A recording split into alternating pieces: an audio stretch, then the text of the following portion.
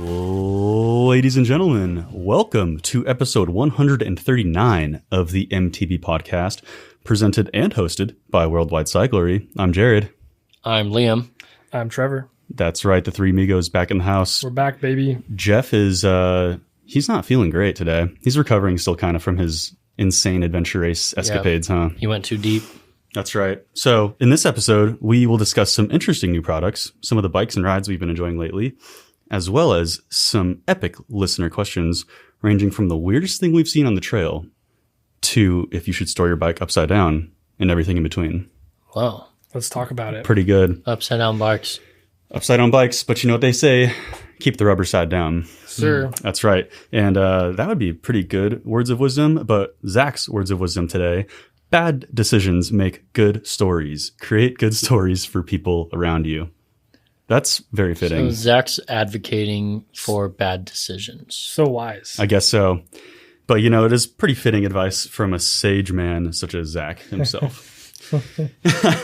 Yep. Speaking of which, Daniel's fun fact: most Disney characters wear gloves to humanize the characters and to keep animation simple. Jeff would appreciate that, I think, as a self-proclaimed Disney adult fanatic. Jeff loves Disney. Jeff loves Disney. Yeah, it's a little weird.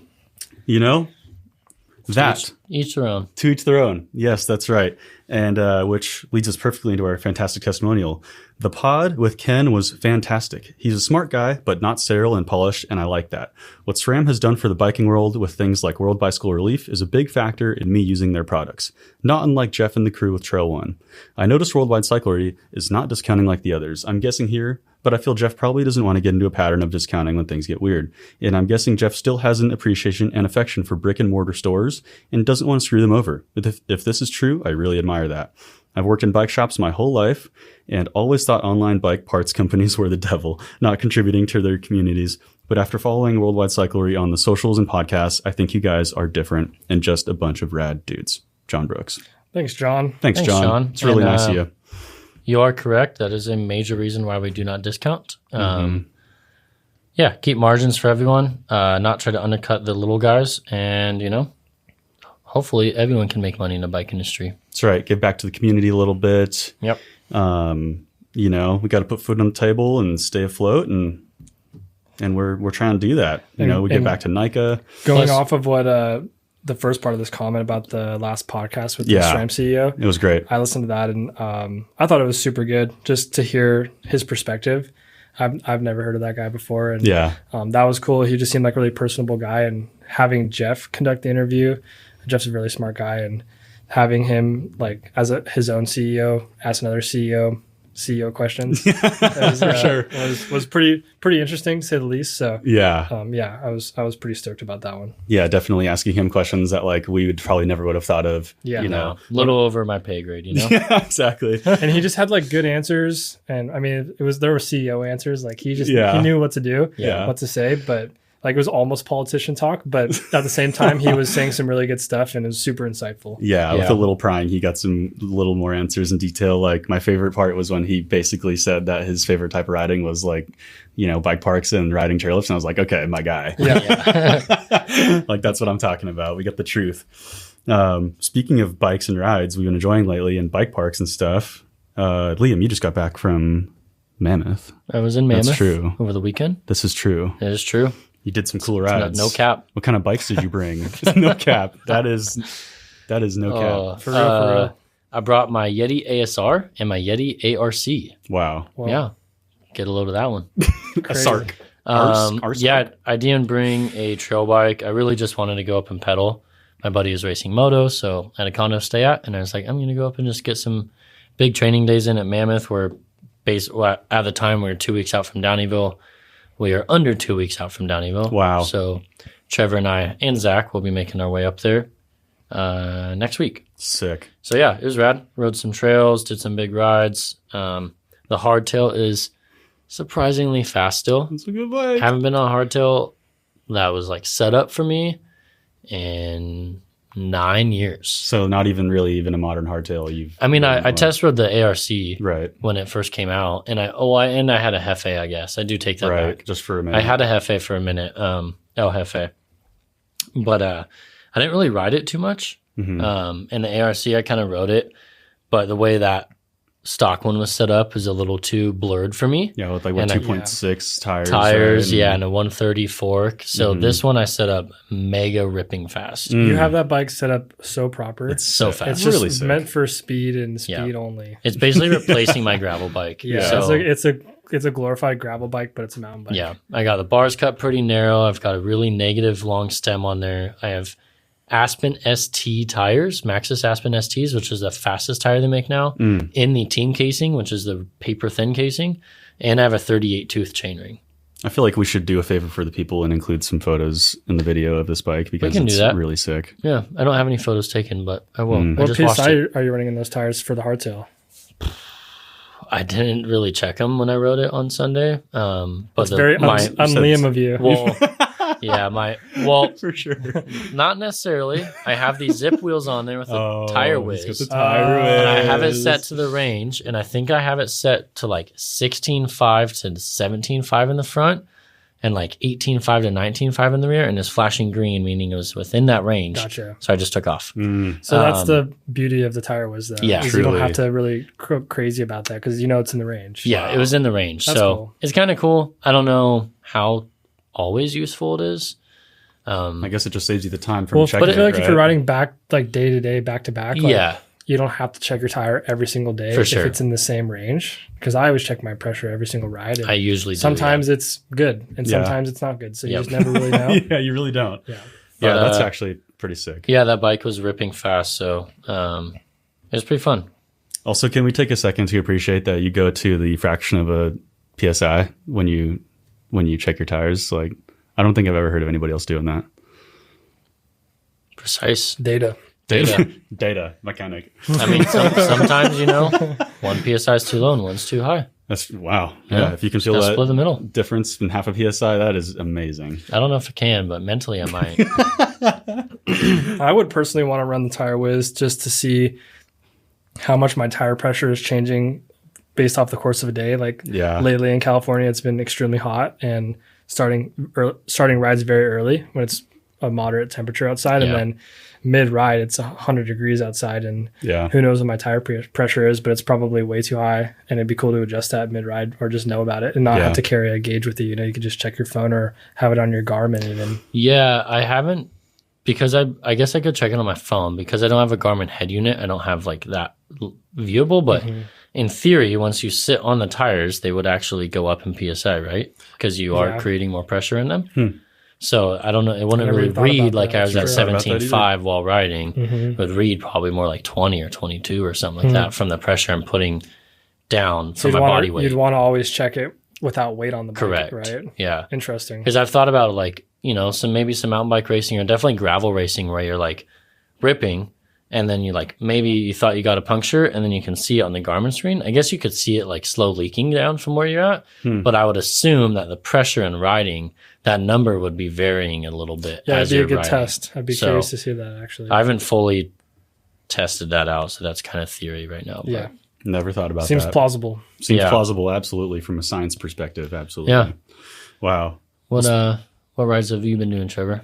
Man, I busted out the road bike recently. Well, skinny guy. Yeah, got the Lycra on and just trying to get some last minute fitness for Downeyville. Just trying to do some big climbs and also get heat acclimated. It's been pretty hot lately. And last year when we did Downeyville, it was over 100 degrees on the climb and it was just that's gnarly, horrible. So I'm just trying to acclimate my body to that and climbing the biggest hills I could find around where I live with that. So yeah, the road bike's been good. Just trying to put power down and go on big rides. And honestly, the road bike is tough to ride, but it's really good for your fitness. And then, still been riding SB140. That's what I'm going to race at Downeyville. And I got bird wheels, Hawk 30 bird wheels with Talon hubs with double forecasters. And man, that setup is fast. Yeah. It's really fast, really efficient.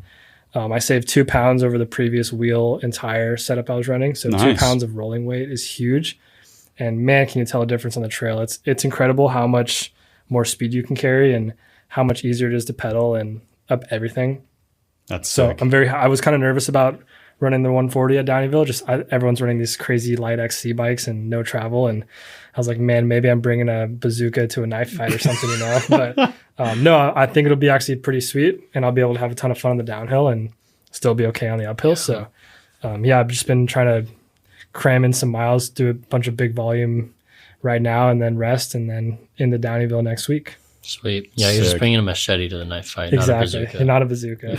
That would be like a downhill bike. Yeah, you're just gonna have a little more fun, right? Which is totally cool. Yeah. I mean, I'm there to have fun. That's what I'm here to have a good time. So I just want to do the best job that I can do, and I want it to be more enjoyable for myself, and being more fit makes it way more enjoyable. So for sure, I want to be able to practice and not be sore for the race, So that's my goal. Nice. Yeah, it's like a 5,000 foot climb or something like that, right? Day one is a 4,000 foot climb, and then you accumulate like another 1,000 feet of climbing roughly throughout the rest of the day.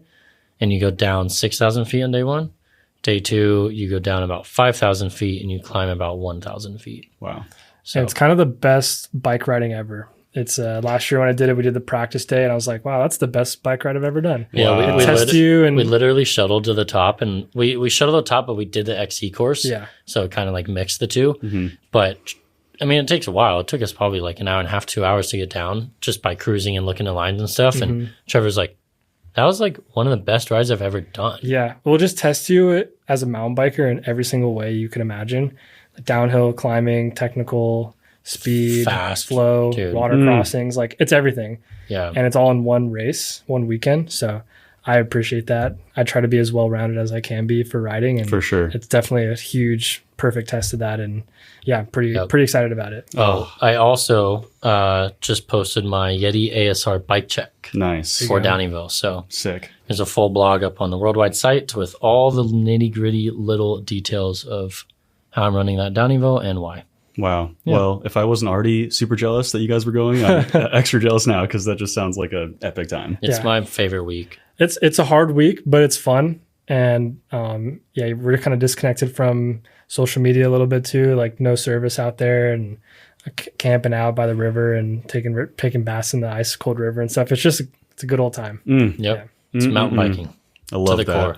Love that for you guys. What about you, Jared? What are you up to, man? I'm trying to speaking of being well-rounded, I'm trying to get a little more well-rounded myself, do a little bit of cross-training, just riding like local trails, on the 140 and stuff. I rode Sycamore and tried Backbone since it was a few weeks since he said it was super gnarly and overgrown. I was like, oh, maybe someone worked on it. Maybe somebody worked on it. Maybe Forest Service. No. No, it's still good to know. Brutal. Yeah, definitely.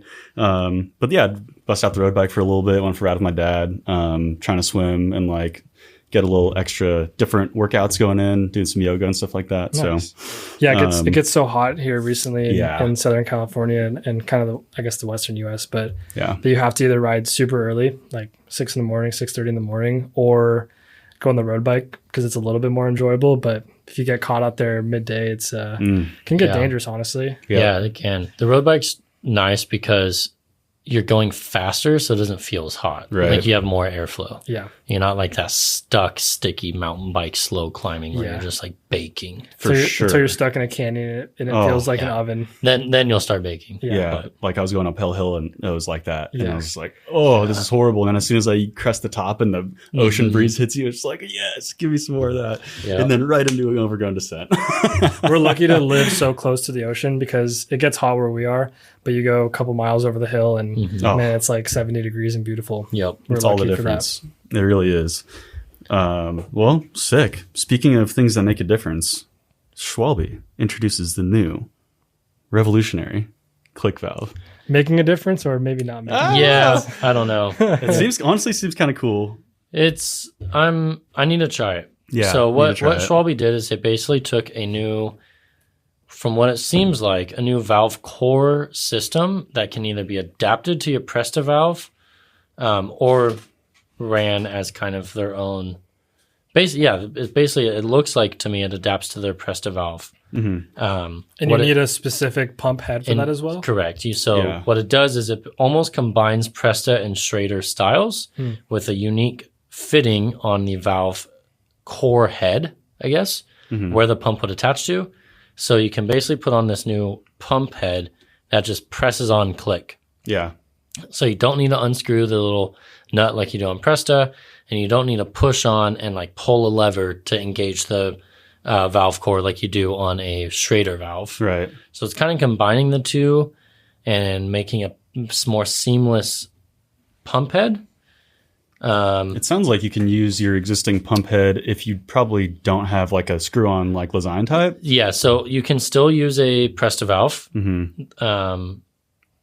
Presta valve pump, or you can just buy the kit, which comes with an adapter and a valve core, so just put on your Presta, and it just clicks right on.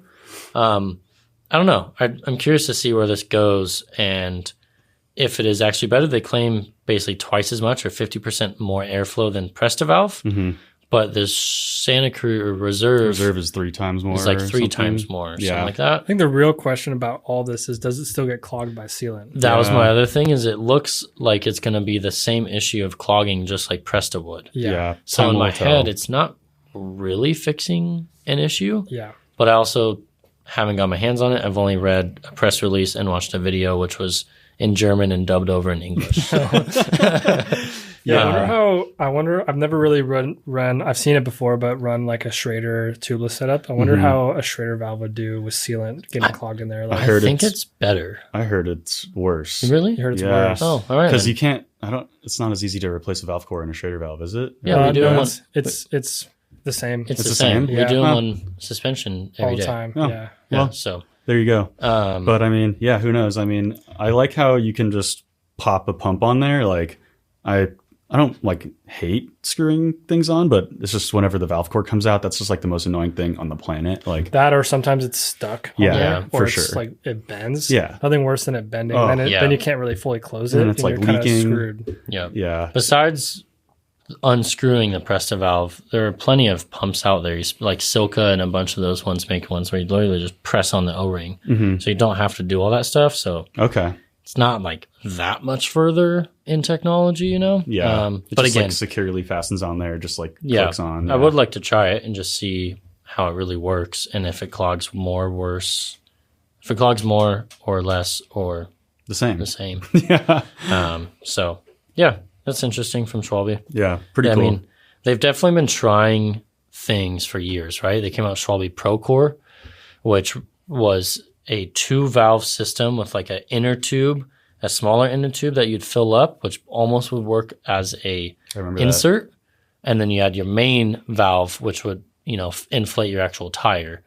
It never really caught on more past than just like a couple of downhill racers that ran it. And then that was kind of it. So Yeah. they're definitely trying, which is cool. And like, you're not going to innovate if you don't try new things. Yeah. Yeah. See if it works. I feel like a bunch of other companies have tried to kind of make the same kind of iteration on like a improved system that hasn't really caught on. Like Ethertine came out with those weird ones that's the top comes off and it's just, I don't know. So there's no doubt that we're using super old technology. That's just, there's got to be a better way. And this seems like it could be a better way, but It's on the right path to a better way, I think. yeah. Because Presta was originally for old road bike rims with like that were super narrow and Super narrow. needed a way for it to work, right? Exactly. And now that's kind of obsolete. So 100%. We're still using these on 30 mil, internal width rims. Yeah. And it's like, I would be all for Schrader valves just catching on for mountain bikes. yeah. I think that'd be good, and it'd probably fix a lot of issues just because it's a wider diameter. But we need like all the rim manufacturers basically to get on board. Yeah. So I know it's got to be tough.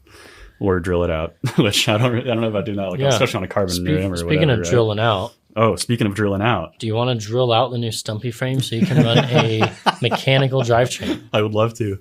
No, honestly, that is pretty wild. I mean, they got a couple of interesting things going on with that bike with like the proprietary shock and only electronic shifting. Yeah, so Specialized came out with the new Stumpjumper today. We don't sell Specialized. Mainly we're covering this because the new Stumpjumper that they came out with does not have cable routing for mechanical drivetrains. It's electronic pretty only. bold. It is very on bold. all trim levels, On right? all trim levels. That's the bold part about it. Yes. So like Liam's ASR that he has no ports for A dropper or shifter. mechanical shifter. Right, Yeah. but it's because it's the top tier. He also has the highest tier, and the rest of them come with Correct. a bunch of ports. So right. that sort of makes sense, but to have them on all the trim levels is pretty bold. I can say that like after riding T-Type for over a year, it's really good. Yeah. And the Axis is really good. Yeah. But it's kind of leaving out a lot of the market, and that's a little bit of a bummer, but we'll see what the future holds, I guess. But that's pretty bold.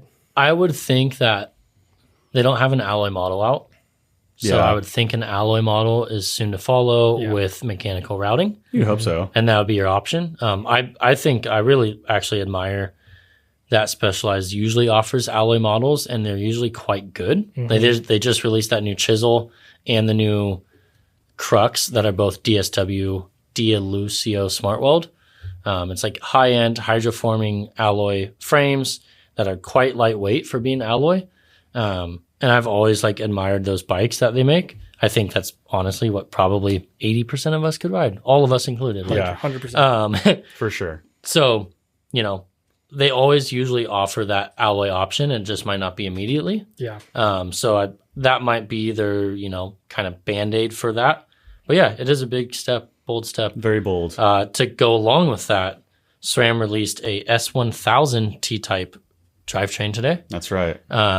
Which is really OEM spec only. It's going to kind of take the place of an NX level drivetrain, but that's going to get you on a full electronic drivetrain at a even lower price point than GX transmission. Yeah. And it's still T-Type. You get all the T-Type technology, which to be honest is just amazing. Yeah. It's super good. It's true. So that'd be cool. Yeah. If that works out. Yeah. That being said, I haven't looked at pricing on Specialized at retail, but you can probably get $4,500, $5,000 bike maybe with this S1000 kit on there. I think, was it $6,500 for the cheapest one or electric? Sure. Or did it have S1000 or did it have GX? That's a good question. But yeah, it is very interesting. I mean, I actually rode this morning on a bike ride with two Specialized employees, and they were both on the new Stumpy. And in person, the bike looks like a normal bike. It looks good. It was pretty interesting. Their paint schemes look good, but they have the sort of splatter paint on there. It looks pretty wild. And the paint is actually raised up, so you can kind of feel it. It almost looks like your bike's like dirty with sap or something like that. Uh-huh. And that might be an issue if you're going to go ride wrap your frame. I don't know if that would work at all. That's a good point. So that's just that's a little bit bold as well. Is that only on the S-Works? It could be. I think it's only on the S-Works. It could be. Yeah.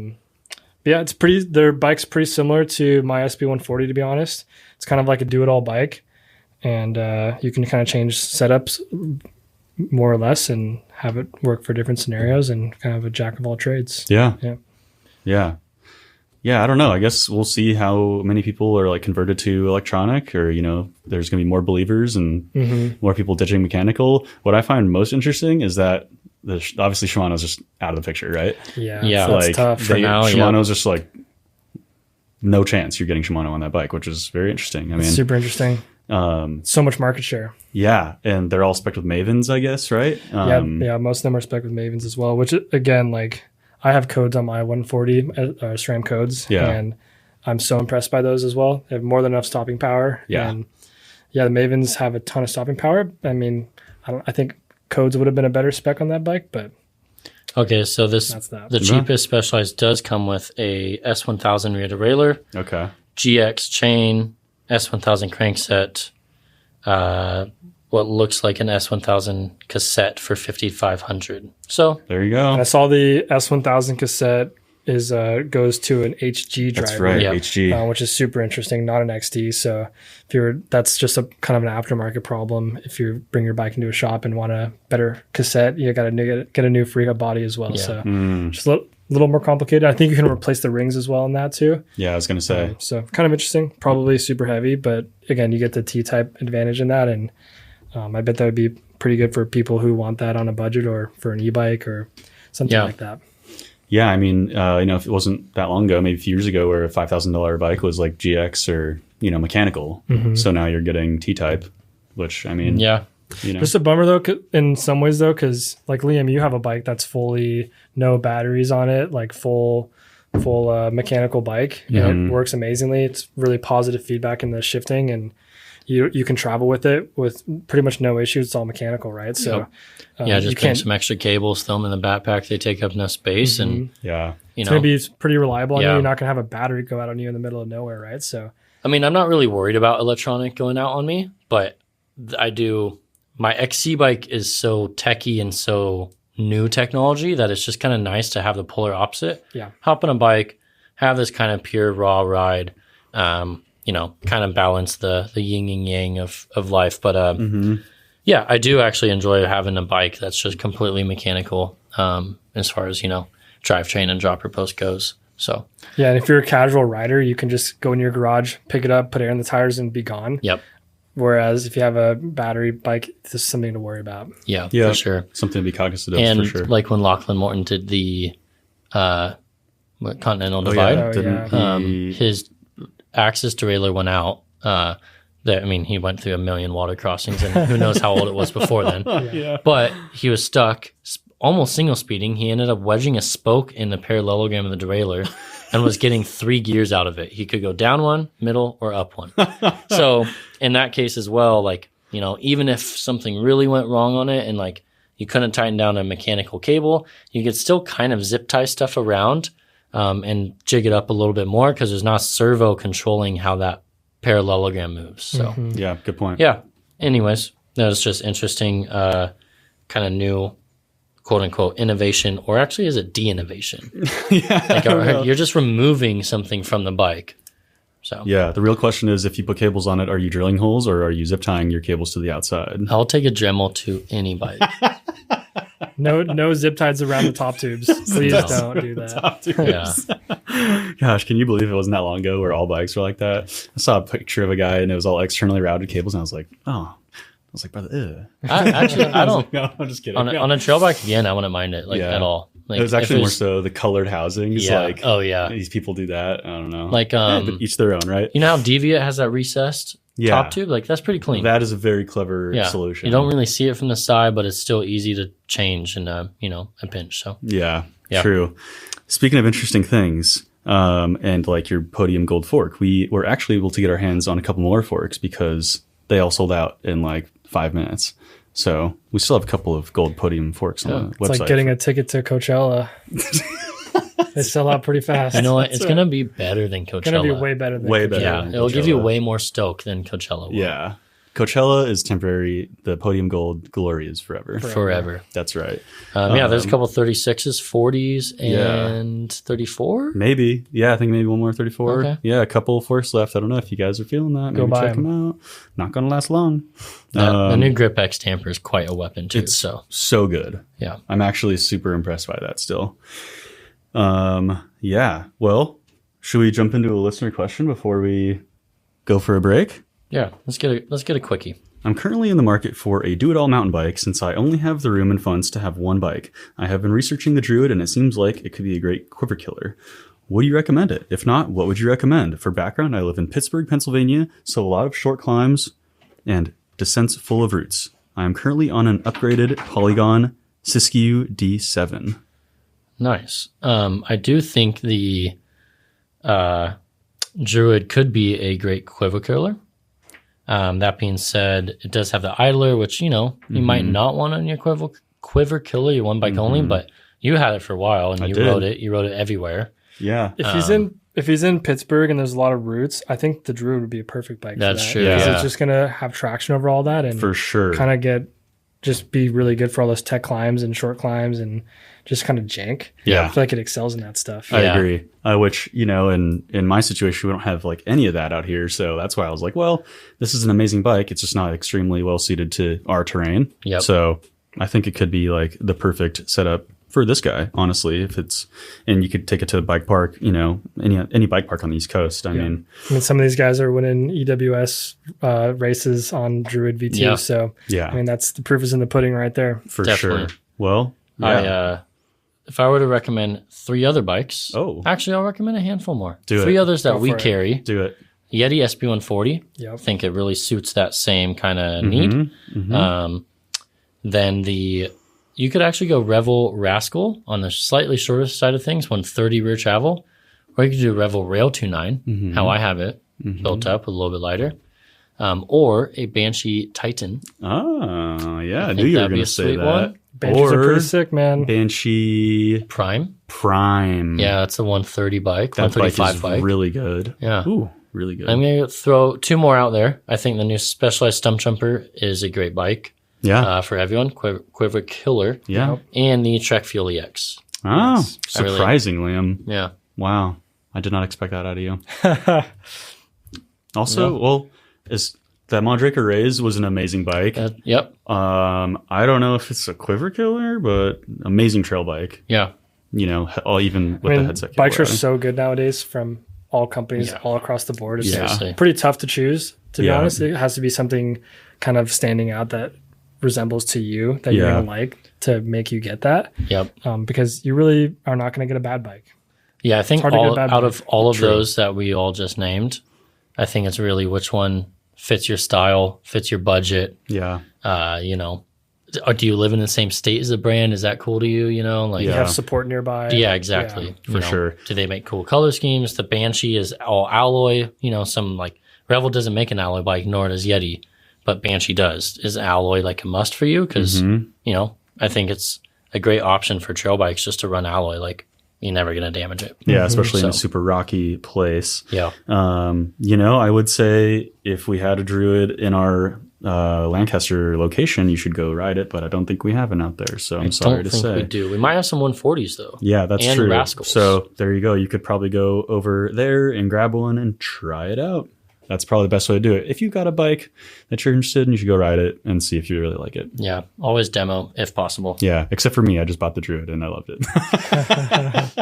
So there you go. Time for an ad? Yep. Let's do it. And now, a word from our sponsors. Hello, fellow mountain bikers. Jeff here. I have a quick favor to ask everyone. My adventure race team, the Jackalopes, is looking for a female to make us a 4-person co-ed team for this upcoming race in early September called Expedition Oregon, also known as America's Toughest Race. It's a 6-day expedition adventure race, and we really want to have a 4-person co-ed team. So if you or you know anyone who is an absolute bad arse female at running and mountain biking and pack rafting and has the durability to do a 6-day adventure race, we would love to meet them and love to potentially have them join our team for this race.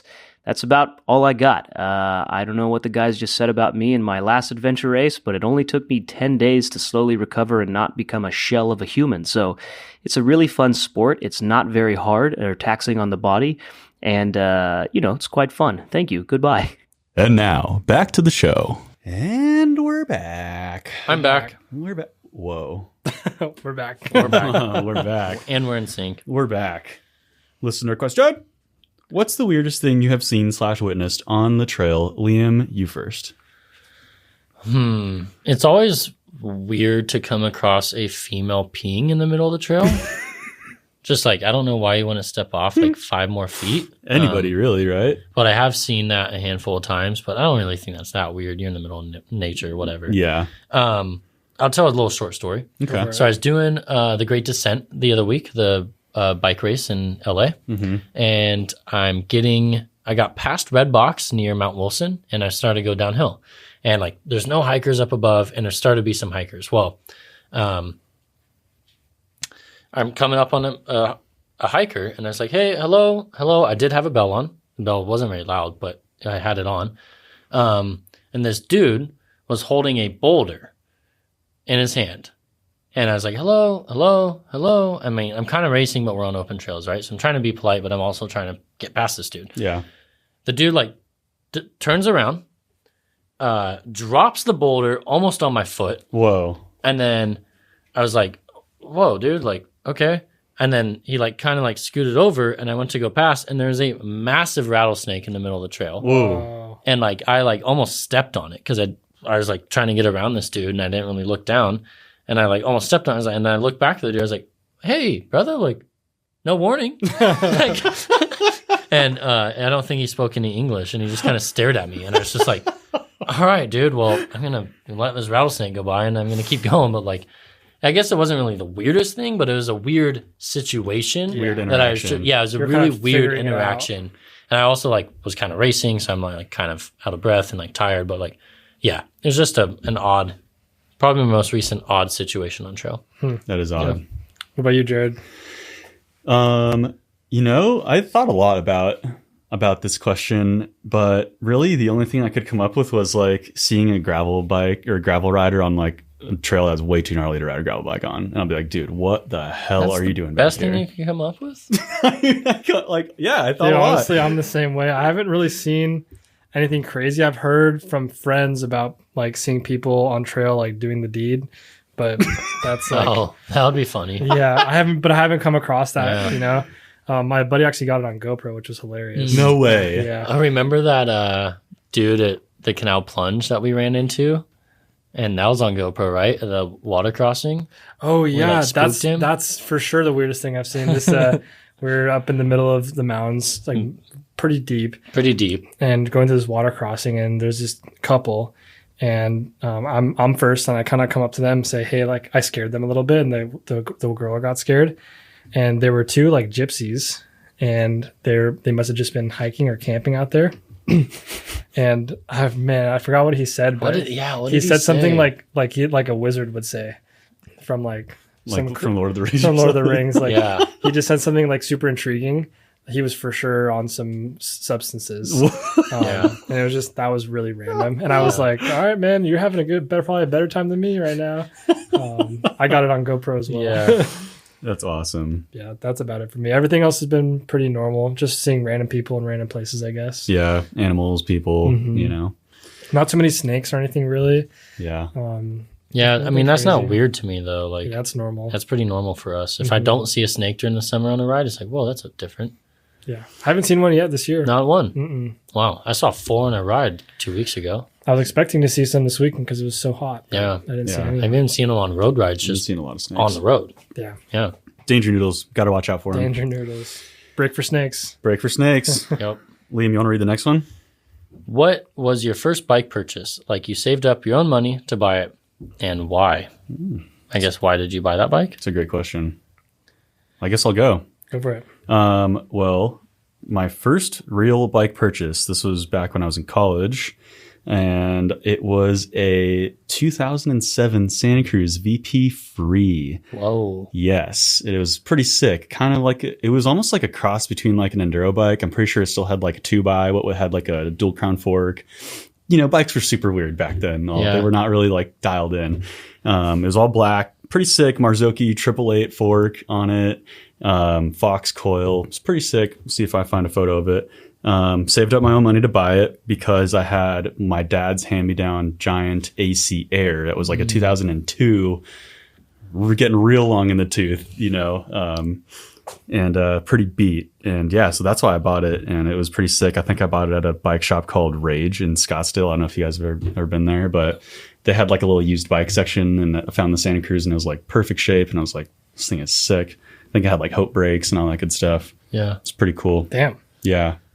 That was like my first foray into like nice bikes, I would say. Like before that, it was kind of like weird old giants my dad gave me and like hand-me-downs and stuff like that. I guess my first one, this was before I worked at a bike shop, because I think that almost like, does that change it? Change this question? I think it does. Yeah. Because I mean, I worked at a bike shop when I was 15. So by that point, I was getting deals and, like the really good deals or whatever, hand-me-downs, type of things, blems. Yeah. Mm-hmm. But before that, I wanted a dirt jumper, and Ray's bike shop, kind of the family bike shop we went to growing up, had a giant, what's their hardtail called? The dirt jumper called? It's abbreviation. Don't know. I can't think of it right now. It's the giant dirt jump frame. Pretty sick frame. This was probably 2008 or so. And I bought that for a pretty good deal. It was like part of my birthday present, but my mom's like, that's way too expensive for your birthday, so you have to give me, X amount of money. So I like got all this money and gave it to her and stuff. Yeah. Nice. It was sweet though. I had that for a while, and I actually raced my first couple dual slalom races on that bike. Nice. Yeah. That's cool. So That's sick. I want to do dual slalom soon. What about you, Trevor? I always kind of grew up riding BMX bikes around the neighborhood as kids and with neighbors and stuff, which was cool. So I always knew how to ride, or like a sport chalet, little hardtail mountain bike or something. But the first bike that kind of got me into it I bought from my current roommate Blake, and it was a '09 GT Avalanche hardtail. Sick. And it had cable disc brakes on it. And like 3x10 or 3x9. And I just remember that I rode that so much. It made me fall in love with mountain biking. But I remember the cable disc brakes were so awful that I would grab the brakes on a steep downhill, like a fire road or something. I was riding fire roads in single track, but I would grab the brakes by both hands fully, and it still wouldn't stop the bike, and it was so scary to me. Man. But I rode that a lot. I think it taught me a lot of really good fundamentals, just riding a hardtail on just simple single track and like pumping speed and getting doubles and everything. And I just like... it made me lose a bunch of weight. I used to be fat, honestly. I used to be overweight, and made me lose a bunch of weight. And I kind of got addicted to the process of like just riding and getting better and stronger. Because I would follow people on Strava. This is like, I feel like 10 years ago now, but I'd follow people on Strava, and I would see the rides they were doing. I couldn't believe how big they were. And I couldn't believe how much elevation and how long they were going and stuff. And it got me motivated to try and get to that point. So pretty cool. That's sick. That's a good story. I like that. Good origin stories of us as mountain bikers. Yeah.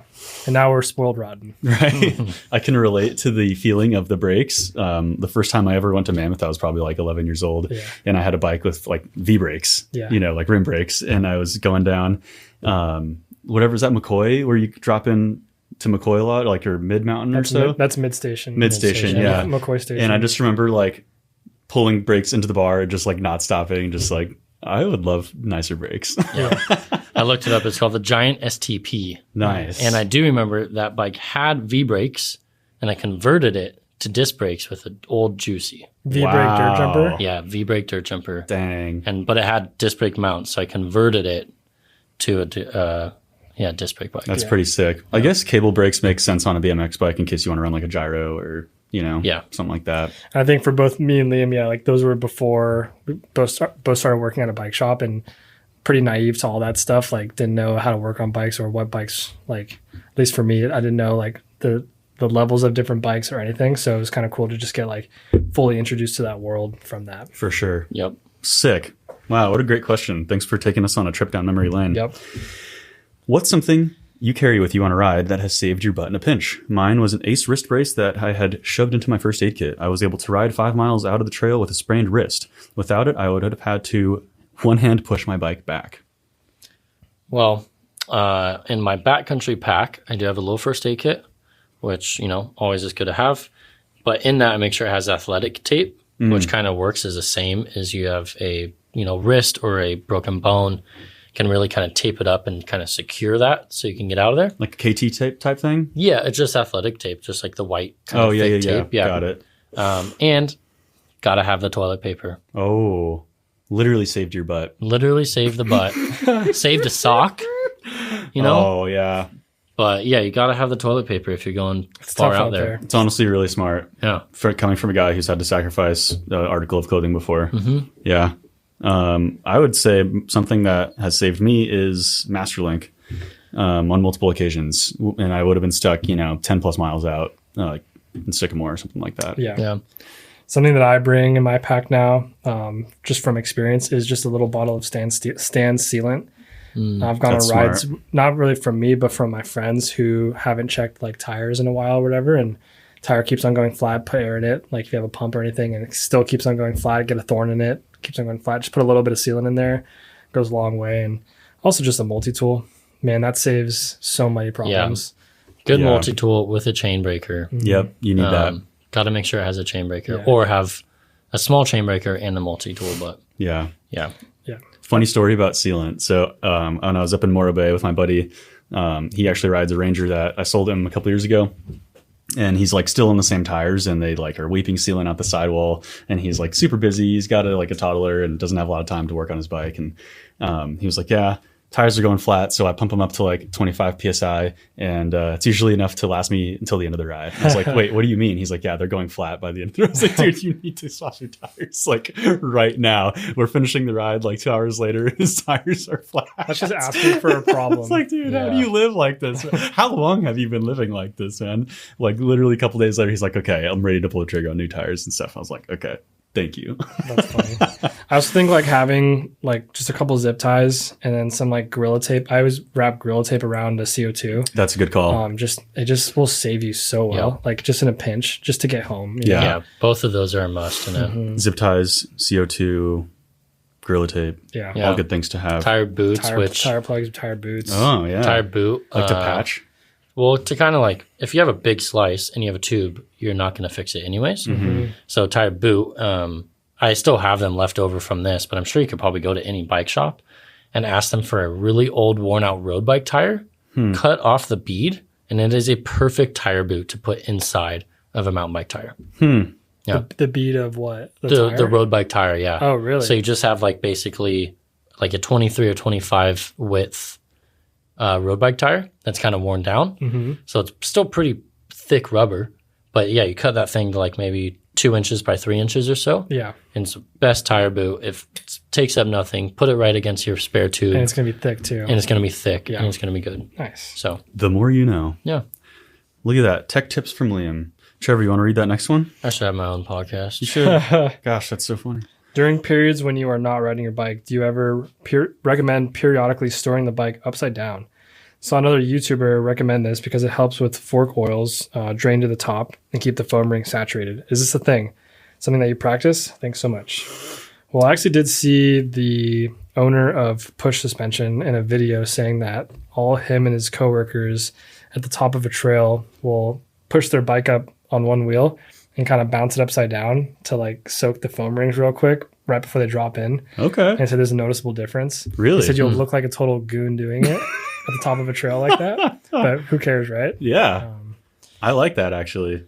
Yeah. I mean, I've heard this and like I know people have kind of done it in semi-practice. I've never really done it, but I do guess if my bike is being stored for a long time, a lot of the time it's on my bike wall. Same. Which kind of acts almost as it upside down. Yeah. Yeah. Yeah, I'm the same. My bikes in my garage are stored not vertically, but a little bit past vertical. They're hanging upside down. And I guess it does sort of saturate it a little bit. Yeah. I haven't really thought about that, but I guess make sure your brakes are bled well because otherwise you're going to get a bunch of air at the top. And sometimes regardless, you'll go squeeze the lever and it's going to go straight to the bar, but just pump it up and you'll be good. Yeah. So yeah, if your brakes are bled really well, you could do that. Another thing which kind of relates to this, but if you live in somewhere where there's a real winter, not that we have that, but I would, and you're not going to be riding your bike, I would remove the sealant from your tires. Oh. Just completely remove it because it'll dry or it'll kind of get old. And it'll dry weirdly, right? Yeah, like in a puddle almost. Yeah, exactly. So I would just completely remove it and then add fresh come spring when you're going to ride your bike again. Another great tip from Liam. Wow. Because it will affect the rotating mass, and you'll kind of get like a wobble effect, and it no good. Yeah, I've definitely seen that before. Next question. Loving the pod. Do you think that the Fox Float X compression adjuster upgrade is worth it for the Performance Float X? It's only $25 and just requires some work. Are the extra compression adjustments necessary? I actually didn't even know that this existed. And then with this question, I looked it up. There's a whole procedure on the Fox website to swap it out and upgrade your Performance Float X. Yeah, to be completely honest with you, I didn't know that either. Right? Yeah, I didn't know I that. thought Because that was so cool. I've had bikes that I've bought before previously come with Float X's, like performance ones, and without the compression knob, and I'm like, I want the compression knob. Yeah. And I literally went out and bought a factory edition Float X because I wanted the compression adjustment. So right? Same. I would say $25, 100% worth it. Yeah. Do it because there really isn't much range of adjustment on the Performance Float X at all. Yep.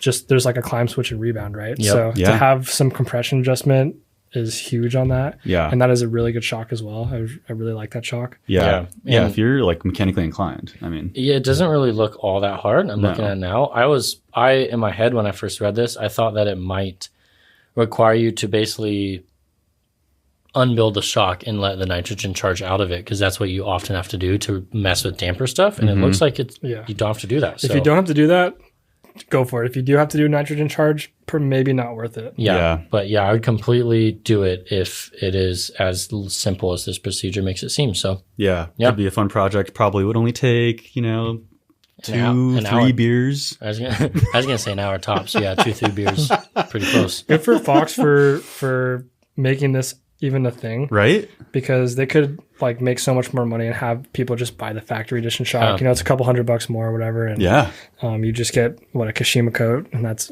kind of it. So totally, that's awesome that they did that. Yeah, super cool. All right, next question, Liam. You want to read that one? Yeah, I guess so. I believe in a past episode, I heard Liam say that he uses Squirt Clean Long-Lasting Chain Lube. I recently started Squirt for all my bikes in conditions, and my chain is quiet. However, I noticed that leaves stick to my sprocket and pulley wheels much more than they ever have in the past. What gives? What gives? Leaf sticking is kind of new, but I would say you have to put it on and let it dry. Like if the night before.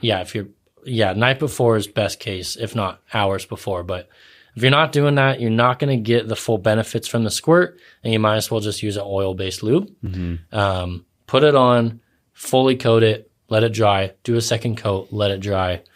Your chain will be dry. It won't attract anything to it because it is an actual dry wax chain, not a fully wax chain, but a lube, drip wax dry chain. And literally nothing sticks to it, not even dust. Yeah. Nothing out here. So if you're not letting it dry, that is probably why more stuff's sticking to it. To be honest, if I forgot to do that, I just don't lube it. I just run it dry. It's a little annoying, but to me, a dry chain is better than a wet, gunky chain. Yeah. For my cleaning, I believe it's also better for longevity of your chain and drivetrain life. Mm-hmm. So, yeah. I would agree with that too. Like we did the whole waxing thing, and I would say that having Squirt dry on your chain overnight is pretty similar to that, honestly. I think it's getting you 85-90% of the way there. It's damn close. I think so. It's damn close, and it keeps your drivetrain really clean. But I have seen like some customers come in and they use Squirt and they just do it right before the ride. Yeah. And man, it's not good. It really gunks up pretty bad, and it attracts all the dirt possible. Mm-hmm. So that is just a little asterisk with Squirt, is you just need to let it dry, and it's awesome. Yeah. But if you don't, your pulley wheel's going to get caked, your shifting's not going to be good, your chain ring's going to get caked as well. That's the case with any wax-based lube. Mm-hmm. Any wax-based drip-on lube, you got to let it dry. And that's, Ceramic Speed, UFO, Silka Super Secret, Squirt, Smooth. I don't know. I'm running out of the other wax-based ones, but any of those. Yeah. So impressive you named all of those in general. But honestly, after waxing a chain, it's like how you said, Liam, like when the waxing chains and the vegans will let you know you do it. Like I'm so stoked on the wax chain. Like it's amazing. Yeah. Everybody should do it. So I don't know, 10 podcasts ago, 8 podcasts ago, we, talked about chain waxing a little bit, and I think Zero Friction Facts commented back and, said, blah, blah, we were misinformed, which I don't really think we were fully, but I want to give it a try. And we did. We did dive into the Silka crockpot with a Silka wax, and it's pretty good. Yeah. I think it's a good base, and then you top off with your wax strip on in the meantime. It's not something I'm going to be doing weekly, but maybe monthly, and I think it's worth it. Like us at the shop, it's worth it. It's like, hey, we're going to have a chain wax day. Bring your bike in. We'll clean a bunch of chains. We'll wax a bunch of chains. It's worth it if you're doing like 3 to 4 chains or more. If you're not doing that, I think a Squirt or a Smooth or a Ceramic UFO or the Silka Super Secret, any of those wax-based ones, really clean it, dry it, put it on, let it dry. It's going to get you like 85 or 90% of the way there that doing the full crockpot wax does. Yeah. I agree with that. In my opinion. When we did wax a chain, I noticed myself being a little bit more like cautious when cleaning the bike. I didn't want to touch the chain because it was already waxed. I didn't want to like get that off of there or disturb it because it was so good. Yep. So that was a little bit weird to me, and I'd rather just clean it really good and just put some Squirt on, let it dry, and call it a day. A little easier. I do love how clean the drivetrain stayed, and I'm not doing really any water crossings right now, so like my bike is just dusty. I haven't really cleaned it. Like it's quiet too. I haven't needed to clean it, and the drivetrain is totally clean. Like not a speck of the gunk which you would get from an oil-based lube or something like that. Super impressed. Can't believe it's taken me this long to try it. I'm stoked. And like kind of like you're saying, doesn't make sense to just do it like once and then but like maybe get another chain, maybe do it, every other time, right? Invite a buddy over, do a couple at a time type of thing. Yeah. Or like, like how I did, get a second chain, drop it in there. So you have one that's already waxed and ready to go to put on, and then you're just doing it once. That's the real pro move. Jared's stepping it up. I'm on top of it, man. I saw I was watching a GMBN video about the Tour de France, going over like new bike tech and stuff. And I don't know what the guy's name was, but he's a famous rider. And he was so obsessed with wax chains that on his chainstay, there's a little sticky note, like a little note on his frame that says, "No oil. Please take chain off before cleaning bikes," because they clean the bike so much in the Tour de France. Wow. So he wants them to take the chain off and just keep it preserved because he likes the wax chains so much. Yeah. Yeah, I saw some teams this year are having full, like, they have like 3 or 4 drive chains they rotate out, like every tour. Really? Yeah, every kind of Tour de France team does. Every couple stages or something? Every stage. Every stage? Every stage, a lot of it gets ripped off, wheels come off, chains get pulled. It's kind of savage. They get checked. Wow. Well, they get checked for breakage, cracked links, all that stuff. So then they'll bar tape every stage. No way. Yeah, you didn't know that? No. Mechanics go hard. That's insane. They basically get up close to full rebuild every stage, and they have 21 stages. But oh my so God. now they're doing like 2 or 3 chain swaps with chain waxing. Wow. So, they have a full crock pot, like a mega sized crock pot. They're probably dunking in 10 chains at a time, letting them all dry. That's a all for party different right bikes. there. That's a waxing party. So, dang, I thought like the downhill World Cup mechanics were like wild with a full tear. I mean, that makes sense, right? The bikes are getting gunked and like muddy, full tear down rebuild. Like, but I think yesterday's Tour de France stage was 230 kilometers long. That's 160 miles or something like that. I guess that checks out. You know what I mean? And they're Like, riding them hard. Yeah, just throwing a ton of watts. That's basically like 10 And also like some of those guys are like drooling from their mouths. It's kind of gross. And sweating. Ton of drink mix. It's all sticky. It's kind of gnarly. That makes sense. It's just getting beat up in a different way, I guess, than a mountain bike would. Wow. The more you know. That is crazy. All right. Next question. Go for it, Trevor. It's hot and dry. Yes, it is hot and dry. Yes. But you are hydrated. What is your preferred remedy for mountain bike cotton mouth? Haribo's, Hall's vitamin C drops. What do you guys think? I love a good mandarin orange. That's like nice I little like snack. dried fruit. That's my go-to is dried mangoes, dates, something like that. But I also just will babysit my water all the time. Like just a little mouth coating, just all the time. Little mouth coating. Yeah. Yeah. Sometimes it's tough to deal with that, honestly. But yeah, if you just put a little water in your mouth and squish it around a little bit and help you with kind of dry mouth. But man, sometimes when it's hot and dry, you drink some water and the water's hot. It's not even helping you. It's kind of hurting you. Kind of thing. That is the worst. So that's just tough. Like maybe get an insulated bottle or put some ice in your Camelback or freeze it. Yeah. Something like that. But that's tough. My least favorite thing is like when the water in your Camelback, that just exposed part of the tube is warm. So I always try and like push it back out a little bit into the reservoir so I don't get that hot blast of water. I don't care. I just get a hot blast because more than what I hate is the air that you're pushing into the bladder sloshing around in your back. So I like my bladder like airtight. Yeah, me too. That's a good point, actually. I never thought about that because it does slosh around a little bit. Yeah. I have to say, like, if you do have like gels when you're riding, that can really dry out your mouth. For sure. Pretty horribly. Not Martin gels. But like I've been using Martin gels lately, and it's super good. Yeah. They don't do that. Well, it's like Jell-O. It's like a Jell-O. Like, swallow it's so interesting. It doesn't really dry your mouth out. And yeah, I've been just living off of those lately, and it's great. Yep. Yeah, those are good. Next question. Demo days are sparse, seasonal, and usually not too local. Would a Turo model work for bikes? If I listed my bikes so that locals or travelers could demo and or get a decent bike to ride while they're in town, would a reasonable daily rate cover the maintenance? If the concern is damage or liability, how does Turo make this work? So for those of you who don't know, Turo is like it's almost like an Airbnb for your car. You know, you can go, if you're going traveling, you can check on Turo for a bunch of people's personal cars or whatever. Sometimes it's like a rental car business somebody runs that's just, a little more diverse array of cars. You get a classic car or a cool car or whatever. So this guy's basically asking, would this work for mountain bikes? And if there's damage, how does Turo make that work? Well, Turo has like a extra insurance policy that you pay for. Same thing like when you rent a car. But I don't know. What do you guys think? Would you Turo your bike? I would not Turo my bike. Your bike's well dialed for that. I think it, in theory, it could work. Yeah. Like, It could probably pay for the bike. It could definitely, depending on your day rate, we charge what, $95 for a demo these days, and like $150 for an e-bike. Mm-hmm. So, if you're around there, like it could. I think you'd probably run into the issue of either one, the sizing of the bike, two, pedals, helmets, shoes type of thing. Mm-hmm. But it's true. If you could work out those things, or like, you have this app and it's like you have to bring your own shoes, pedals, and helmet.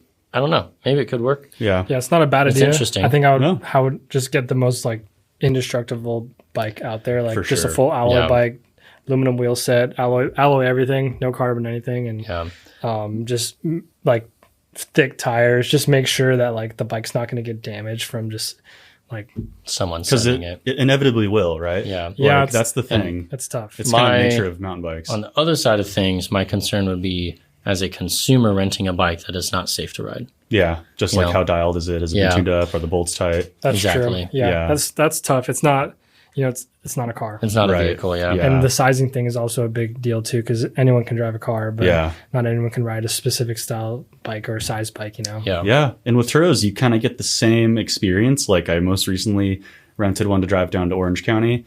It was like a 3 Series. It was pretty cheap, maybe like $75 or $80 for the day, and you get to put a couple hundred miles on it, right? Whatever. And it had just like random warning lights, like airbag not functioning or like this and that. I was like, okay, that's kind of like disconcerting, but kind of same thing with the Turo, right? I've had great experiences, and somewhere I'm like, I definitely would not like rent a car from those guys again. I mean, same with Airbnb. A rustic cabin might be cool, and a rustic cabin might be a POS. It might be like a murder shed. Yeah. But yeah, there's definitely potential there for that to work. I think it just could be the details need to be ironed out a little bit. Or maybe if you're like a bike shop and you just want a more like formal way to list your bikes to be demoed, or like a more universal platform, that could be cool. But yeah, that could be cool. I don't know, man. Try it out. Let us know. Well, I can read this next question. Cool. Seems like the soles of my shoes aren't as sticky as they used to be.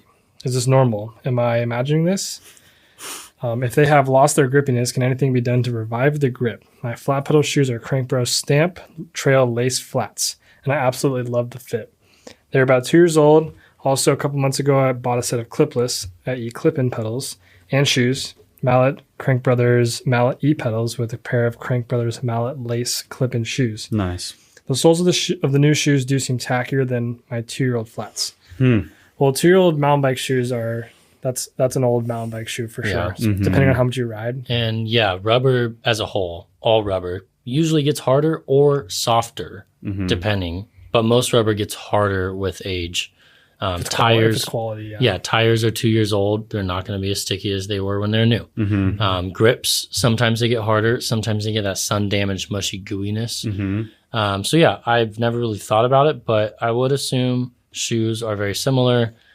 You're in dirt, you're in water, you're in sun, like they get shoes live a hard life on a bike. So yeah, I'm pretty guilty of running shoes until they're dying. Oh, I always do. They're on their last legs, like even the mountain bike shoes, like because they're so comfortable. They're so like worn into my foot, and I don't even think about it anymore. And for sure, and getting a new shoe can be a bit of a process to get that back. It just like takes like a couple weeks sometimes, honestly. But once you do that, it's so worth it. So maybe just invest in a new pair of shoes, and you'll be good to go. Yeah. Also with flat pedal shoes, I mean, you have the point where the pins are digging into the soles or whatever, the soles. So they're going to be a little more worn in those high wear areas. So they're not going to grip the same no matter what you do. True. They will wear. So, but in the case of like clipless shoes, like I've been running the same Crank Brothers shoes for 2 or 3 years. Like as long as you're putting new cleats in, for the most part, they're going to keep on trucking, But yeah, I would just invest in a new pair of shoes or just run your Mallet E's and then you're good. Yeah, the flats especially. Those are going to get torn up. Especially like if you look at the bottom, you'll see like 6 pins exactly where you grip it every single time. And of course, that's just going to get worn away. So. Yeah. And the grip, the stickiness does matter for the grip on flats or not so much on clipless. Yeah, clipless it doesn't. It's just how comfortable is the shoe? How stiff is it still? Yeah. Are there holes in it? Yeah, exactly. All right. Yeah. I'll answer this last question. We're going a little long, but so Liam, in reference to the last episode, why would people be embarrassed to ride Specialized?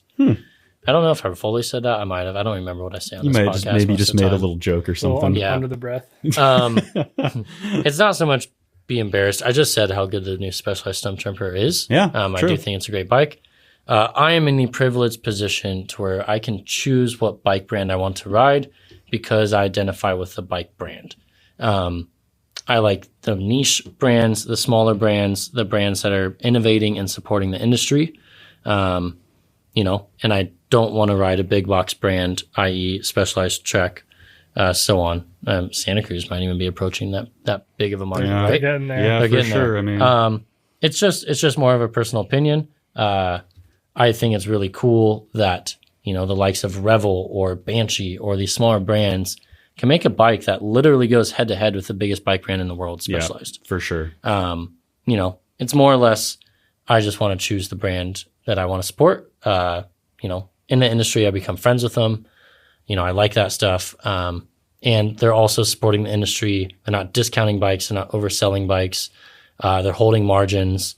And that's not really what the big bike brands do, especially the last 2 years. There's a reason why the bike industry is the way it is right now. They've been in a bad spot of having too much inventory, which, bad forecasting, greediness, the way the industry just happened. There's many factors, but so well said, Liam. I just choose to support smaller brands that I identify with and I think make cool shit. Yeah.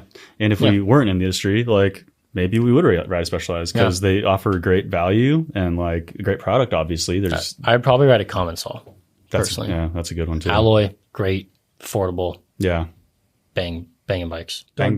Don't drink the Kool-Aid. Don't drink the Kool-Aid. Yeah. No. Yeah. Well said, Liam. That was a good answer to to a good question. But I think that just about does it, boys. That's it. That's all. Everybody, thank you so much for tuning in. If you are so inclined and you really enjoyed the podcast, feel free to rate us. Screenshot your rating on Spotify, Apple Podcasts, whatever. Email that screenshot to podcast@worldwidecyclery.com and we'll send you a little gift. And I guess we'll see you in the next one. Cheerio. Cheers. Love you.